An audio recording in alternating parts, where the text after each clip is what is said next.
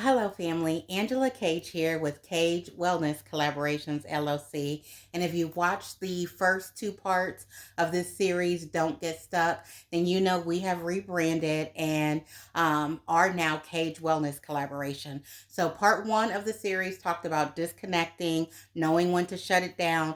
Part two is once you've shut down, go ahead and engage in those self-care activities to recharge your battery. And this is part three of the Don't Get Stuck series.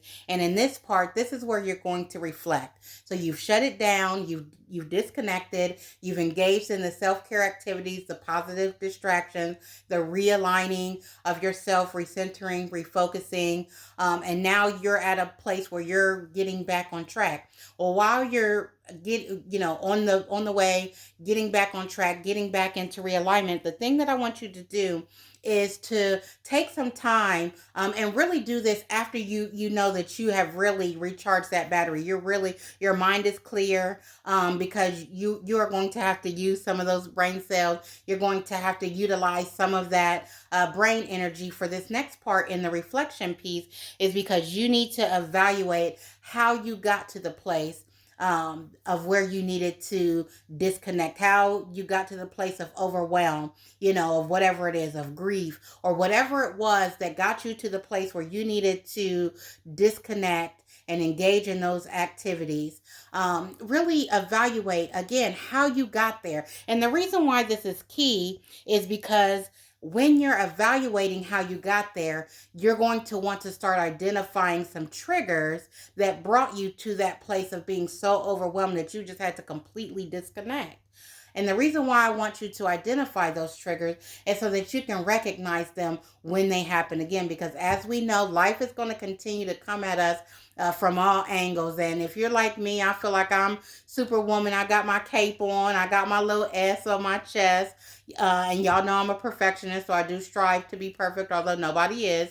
That's one of the things that I'm working on because, again, we're all a mess out here having this lived experience. So I have things that I work on too. But identifying those triggers so that you can recognize them and take steps before you just become completely overwhelmed to address them. And you all know that I love a good quote. So I did find a few quotes here, two actually, that I want to share with you that talks about these triggers. So, and the reason why again, tell you to take some time, evaluate how you got to the place, and identifying those triggers is because this quote says, your emotional triggers can teach and grow you, or they can keep you stuck in the same old ish. And that is so very true. And that's why you want to recognize them and identify those triggers and recognize them so that they can teach you something. You can learn from them, you can recognize them, and you can create a plan for how to manage those triggers and mitigate getting to a point where you're so completely overwhelmed. Like with me, crying, tears can't stop. If you watch part one, you know what I'm talking about. But I had to take time and I had to evaluate, and I did. I actually pinpointed because when I was going through it, I assumed that my grief over the loss of my nephew last year was the reason that my tears was flowing. Well, 2 days later, I found myself where tears were still coming. So I was evaluating what's really going on, what's behind all of this. And I was able to identify two completely unrelated situations that really led up to that point. So that when the emotion about my nephew, hearing his song come on my playlist, and I normally be jamming to his music, but it brought me to tears, is because I had those two other unresolved situations. And really, my tears was a manifestation across all of that. So, again, I analyzed and understood, knew what the triggers were, and I learned from them. It taught me something. And the other quote says, investigate what triggers you.